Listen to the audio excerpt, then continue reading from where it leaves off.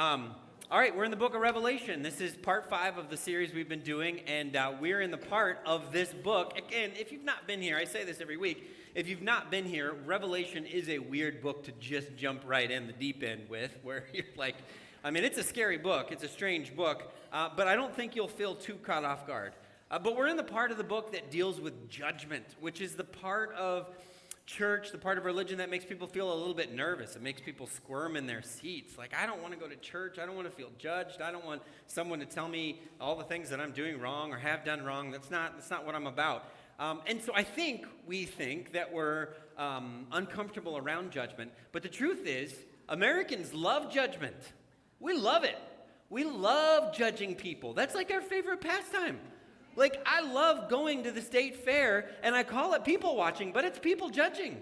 That's what it is. Like, wow, they left the house wearing that this morning. That's unbelievable. It's people judging. This, may not relate, but whatever. I enjoy the superhero movies, the Marvel movies, and the very first Avengers movie. The moment in the movie that got the biggest crowd applause, like everybody was applauding, was this moment when Loki, the god of mischief, he says, "Enough." He's talking to the Hulk. He says, "Enough. I am a god." And then the Hulk just takes him and throws him around like a rag doll, and then walks away and says, "Puny God." And the crowd clapped, they erupted, they loved that moment where this guy that had stirred up so much trouble and turmoil finally got what was coming to him. He was put in his place, and the crowd loved it. We may think we're uncomfortable with judgment. We may think we don't like judging people, but we love it. We love to judge people. Now, it's a problem for some people, but we enjoy it, and as a culture, we love it. It's not this thing that is so scary because it's all part of us. We all do it. We love that the bad guy gets what's coming to him. When our family was involved in the foster care system, we would constantly meet these social workers who, on a moment's notice, had to wade into the very worst situations you can imagine. Just these instances of abuse and neglect, and they had to go rescue these children and try to bring them out of that. And the stories, I can't imagine how jaded these people had to become, and it didn't seem like they ever did, but just the middle of human misery and evil. Just families that were devastated by, in the situation we were involved in, families that were devastated by drug addiction. They just could not get over that. They just didn't have any resources. They didn't have any role models to help them move past that, and they eventually lost their kids. And these babies, you feel angry that these babies are abused and neglected. But if you could rewind in time to the moment when that mother or father was young and vulnerable themselves, and you could see the moment when someone came into their lives and offered them this out through drugs or alcohol, you would be so angry at that person who looked at this hurting, vulnerable human and just saw that they were in need, and instead of lending a hand, they pushed them over the edge by getting them involved in something dark and ugly. You would be so angry at that person. And then you find out that the people who offered that person drugs or alcohol themselves were victims, and they were abused, and you just see this generational cycle of human misery. We talked about this a few weeks ago, but to love someone, to truly, deeply love someone, it requires being angry. It requires anger. It requires anger at the things that threaten them. Parents, if you love your kids, there are times where you get angry at people who mistreat your children or abuse your children or entice your children. It requires judgment. The cycle of human misery, humans are complicit. We talked about this a little bit last week when we talked about the beasts and the evil woman and the dragon and the animating force behind human evil. I mean, humans are bad enough. We don't need a lot of help. But the Bible says there's this entity behind it all that is looking at weak, vulnerable humans, and instead of wanting to rescue us, it's wanting to cause chaos and destruction and putting us over the edge. And I think we're all aware of deep ugliness and evil in the world, but usually it's from a distance, right? It's through the news. We read a news article, and there's a lot of times where I'm like, ooh, this is getting too heavy, and I'll just scroll right on by. I don't want to watch this. This is too heavy. So I get to engage with human ugliness often from a distance. But if you lived in the first century, a lot of that ugliness was very present. Some of you have heard about the Roman practice of exposure. So if you didn't want a child, there wasn't a foster care system. You just took that baby and you put it outside of the city. There was usually designated spots where you could just abandon children outside of the city. The Roman Emperor Caligula famously asked that his newborn daughter be exposed naked so that it would reduce her chances of survival. I mean, that's human ugliness. That's dark. And you can imagine that if you were living in the first century and this darkness was very present to you, if you heard a message that at some point in the future everything was going to be set right, these invincible powers that looked so impossible and so inevitable that they were one point going to be taken down, you would welcome judgment. You would welcome a God who looked at human suffering and misery and said, I will bring justice. It's modern Americans who get a little nervous about justice or judgment because they don't understand that judgment is part of justice.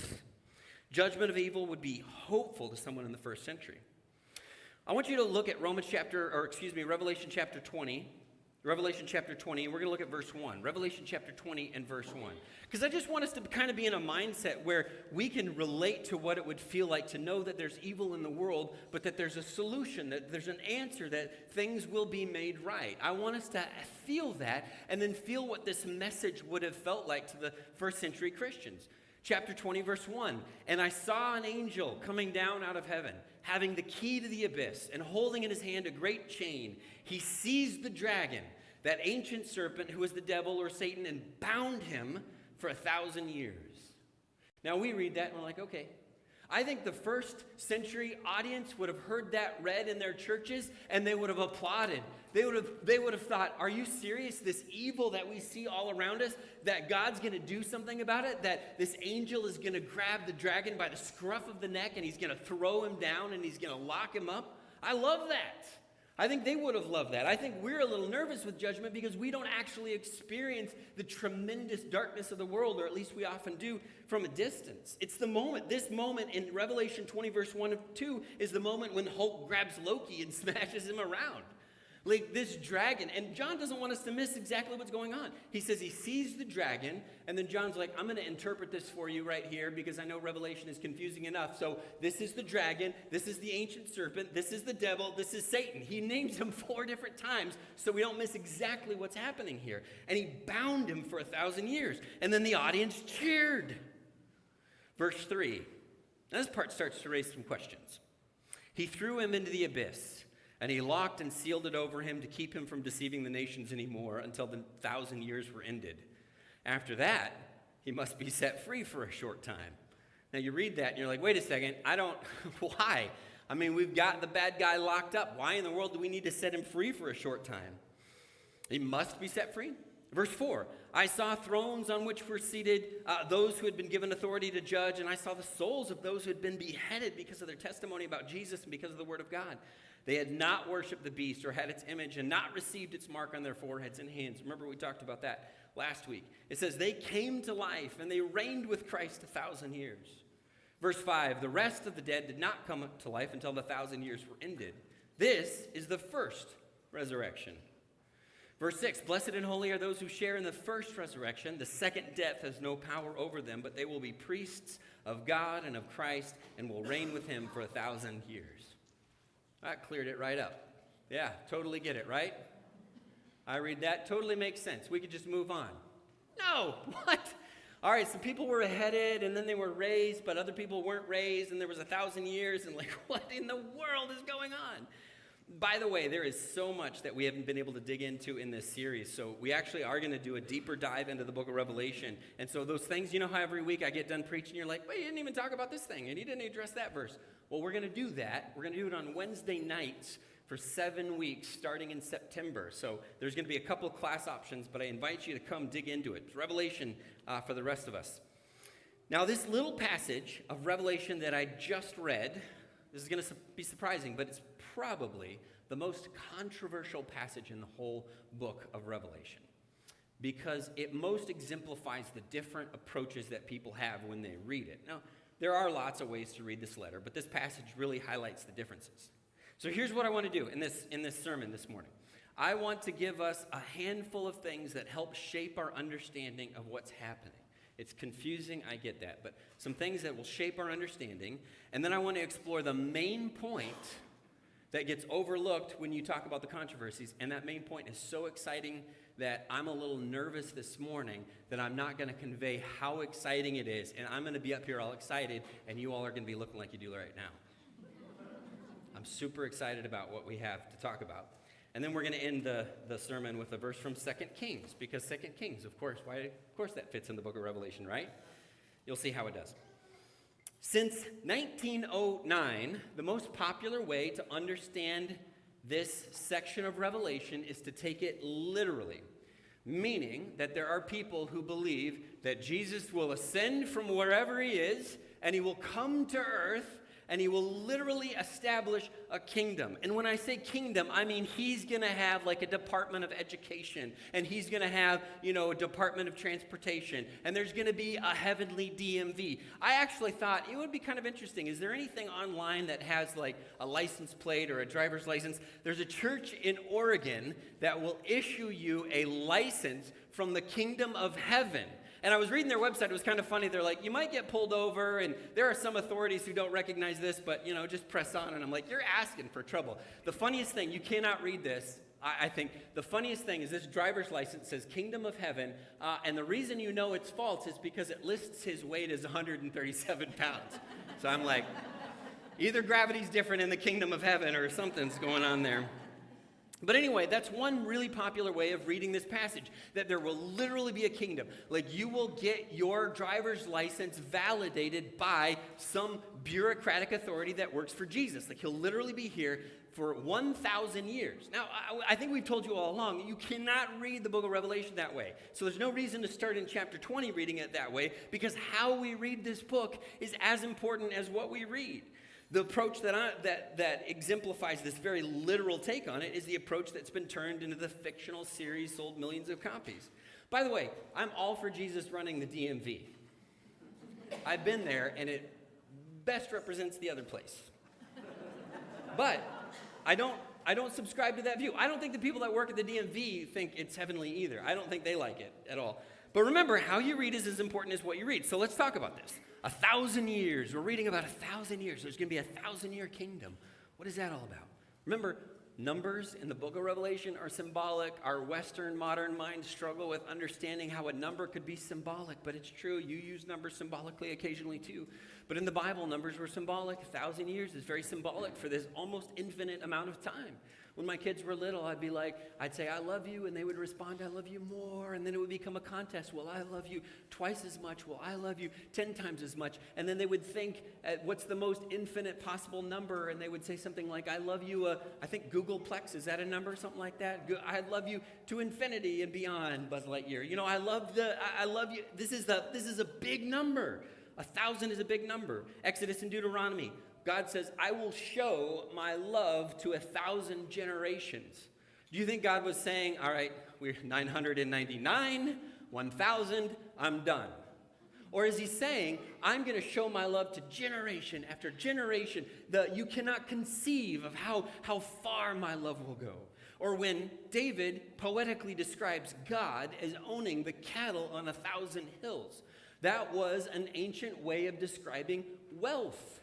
It wasn't that God stopped owning the cattle on 1,001. It was just a way to describe this infinite vastness. David's saying, God doesn't need anything from us. He owns the cattle on 1,000 hills. It's just this, it's a symbolic way to describe something huge and big. Or like in 2 Peter, where Peter says, a day is like 1,000 years. 1,000 years is like a day.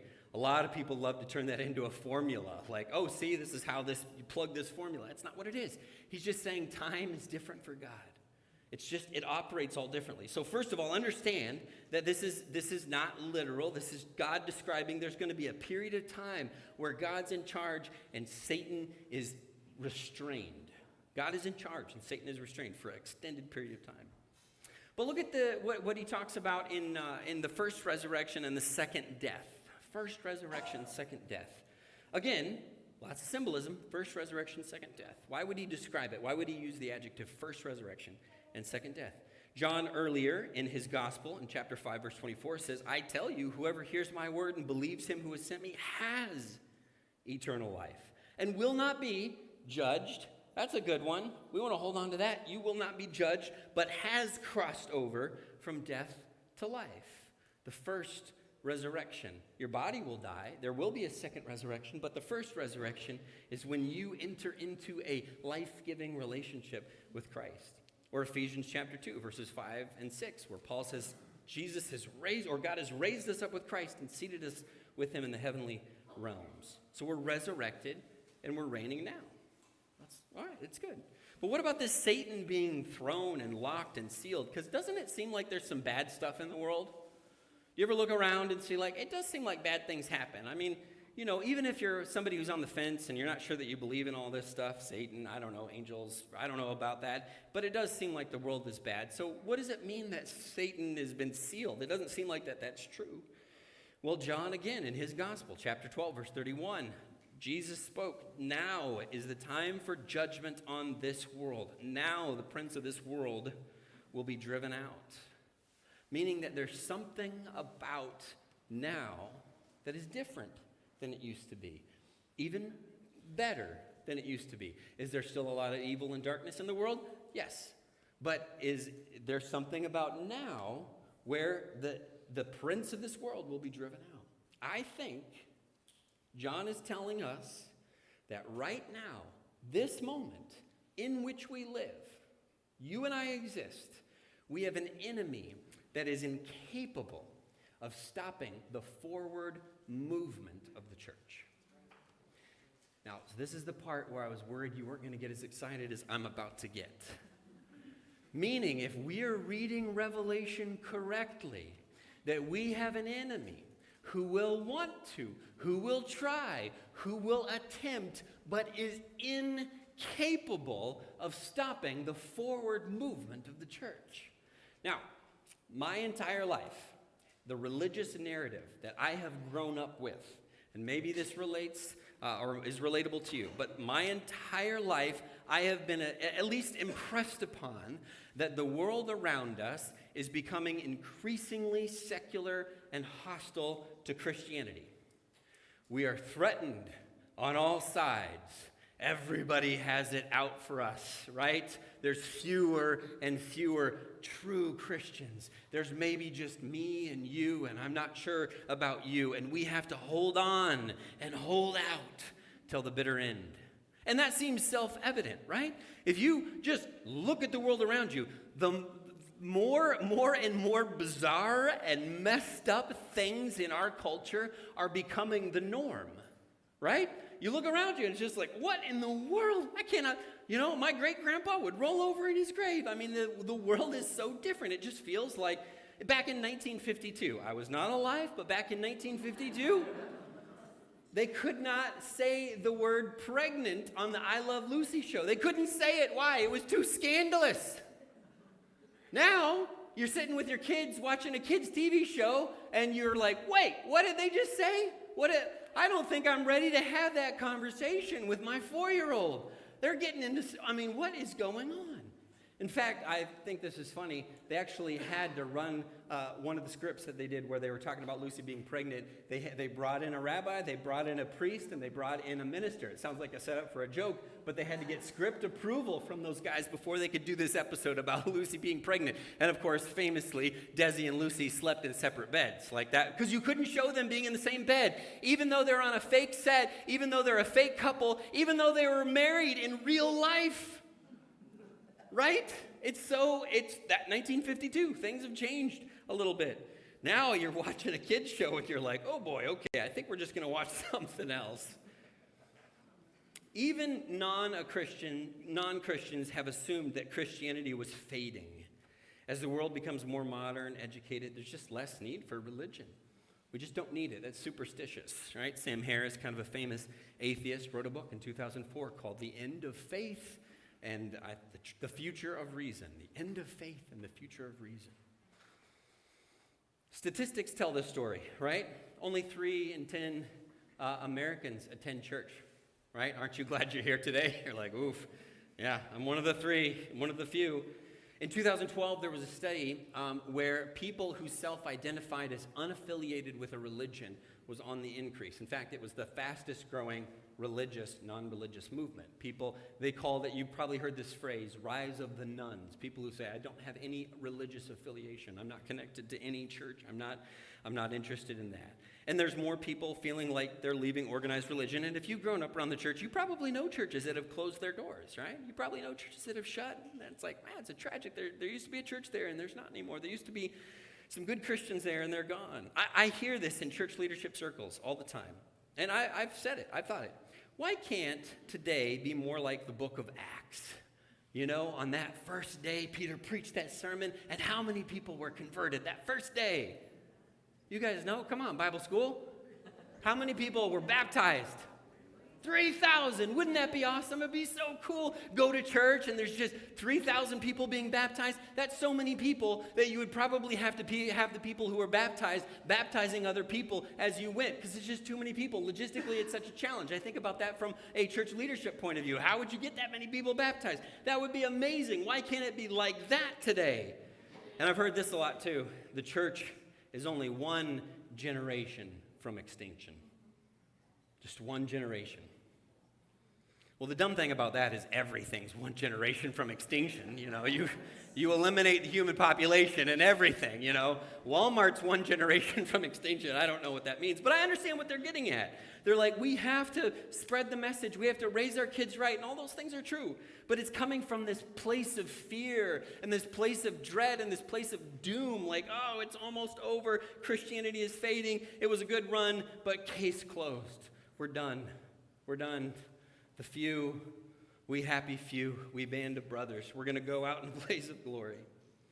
This message rings true, and there's several of you in here who are like, yep, yeah. That, and in fact, I think that's right, Patrick, because whatever you say next, I'm not going to listen to because I think that's correct. This message of doom has a grip on lots of Christians. Now, like I said, this is the part I'm a little nervous about.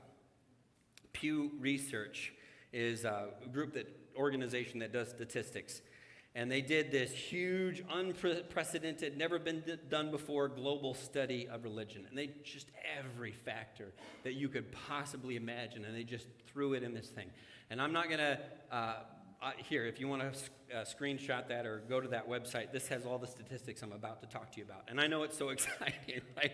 Ooh, come to church, here's some statistics. That's great. Thanks, Patrick.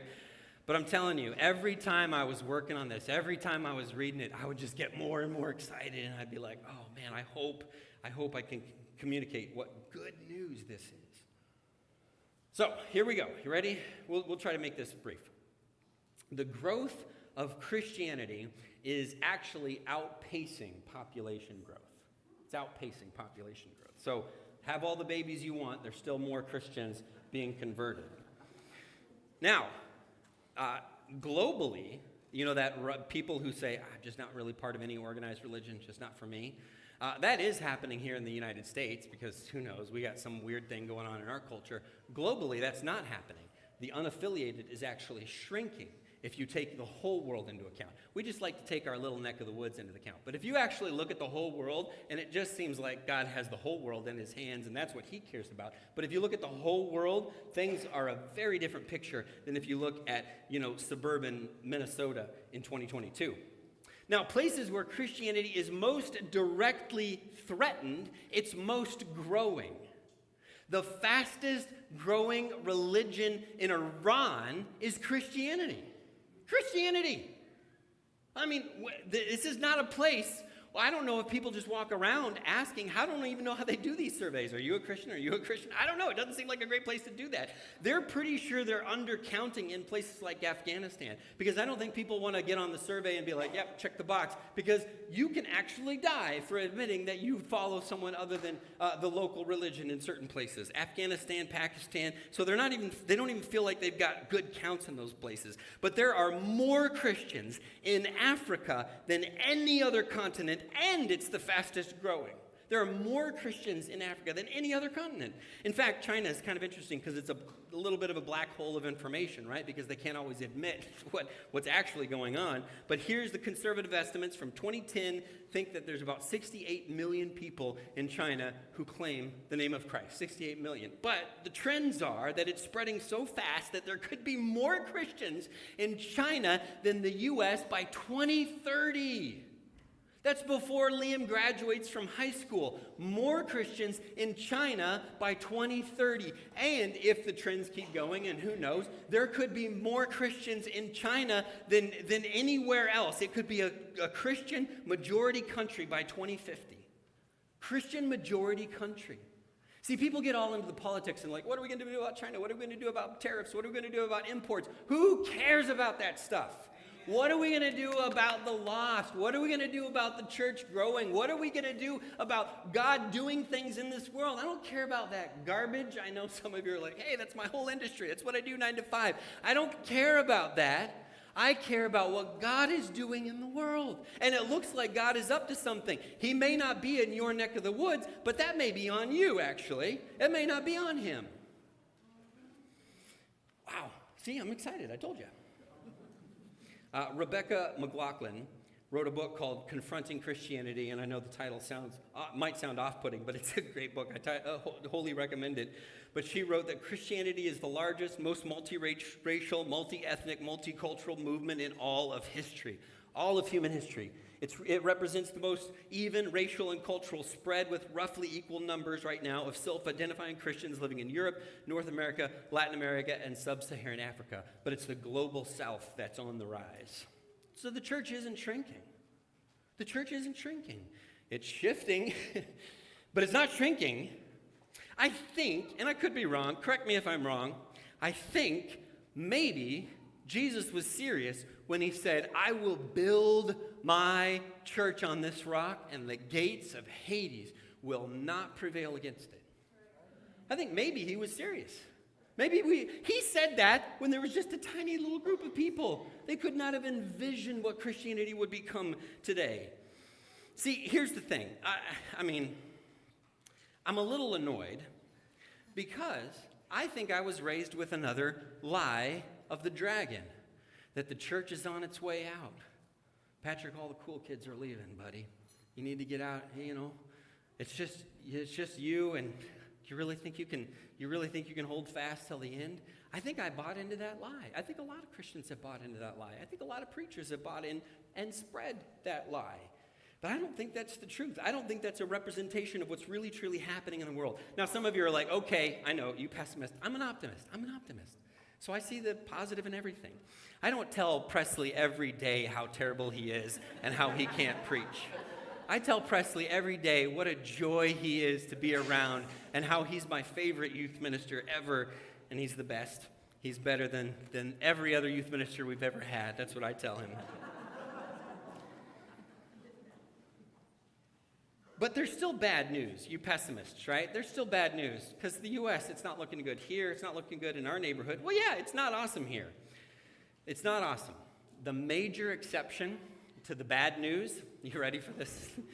If you actually dig into the data, the major exception to the bad news where the churches are trending downward, the major exception where they're not trending downward are churches that are in the same category of churches like ours.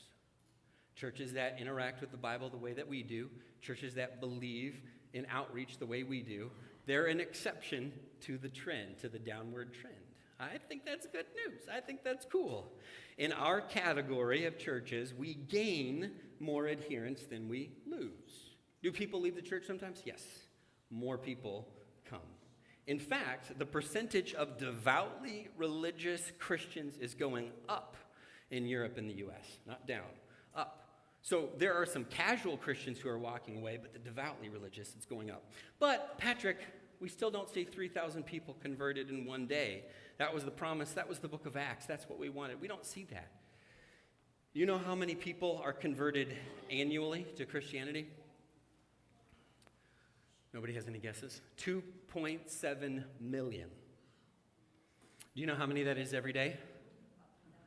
7,400. There is more than twice as many people being converted every single day right now in your lifetime. Why aren't we seeing God work? We are seeing God work. We're just not looking in the right places. And maybe we haven't participated in the work. We've hoped it would just happen, but we haven't gone to talk to our friends and our neighbors and our family. Some of you have because they're here this morning. That's awesome. But maybe it's a little on us. We're doing a lot of hand-wringing, a lot of fingernail chewing, but maybe we've been part of the problem. Because the problem with stats, I know you love stats, but the problem with stats is if a guy's walking west at 4 miles an hour, all it can assume is that he's going to keep doing that. Stats cannot account for an act of the Holy Spirit. Stats can't account for a change of heart. Stats can't account for revival. They can't account for any of those things. They can't account for the change that God can do in the world. Now, there's so many things we could talk about. But let me wrap up by saying this. When we read this story of an angel with a chain coming down and grabbing Satan by the scruff of the neck and then sealing him in the abyss, whatever you assume about what John is trying to communicate with that image, I think you have to know that what God is doing in the world is alive and it is powerful and it is growing. And one of the ways, we don't need stats. I hesitate to say this because this is zero credit to me. But you could just look around the room and you could see God at work. That's all you have to do. You don't have to know global stats about what's happening in China. You could just look around the room. There are those of you that have been attending Woodbury for 20 years, and you're seeing faces that you've never seen before. You have no idea who they are. Well, get to know them, but that's a good thing. But it's not just new faces, it's transformed lives. It's peoples whose lives were headed one direction, and now they're going a different direction. And if you would spend some time with people, you would know that too, and maybe you wouldn't be so depressed, right? There's wonderful things happening. There are stories of changed lives right in the seats around you. I'm going to wrap up. I told you I was going to wrap up with a verse out of 2 Kings because it just seems so random. Let me set up this story. There's a city of God. It's surrounded by the bad guys. Things look bleak. They have a bigger army. They have better weapons. Things look bad. The citizens are terrified. But there's this prophet, Elisha, and he's just totally relaxed. He's just taking a stroll on the perimeter of the city walls, sipping his tea. His heart rate is not elevated. He just doesn't seem nervous about any of this. And Elisha's servant says, doesn't say this is Patrick's paraphrase, but says to Elisha, hey, if there's a time for panic, it's now. If there's a time for worry, it's now. If there's a time for anxiety, it's now. You should not be so calm and relaxed, Elisha. Elisha prays, open his eyes, Lord, so that he may see. And he looked, and he saw the hills of horses and chariots of fire. And the servant knew, oh, not only are the people of God not in trouble, but the enemies of God are doomed. That message is true right now. Not only are the people of God not in trouble. Do you need to be more committed to your walk with Christ? Yes. Am I saying no? Yeah, of course. Do you need to share the truth of Jesus? Yes. But not only are the people of God not in trouble, it's the enemies of God that are doomed.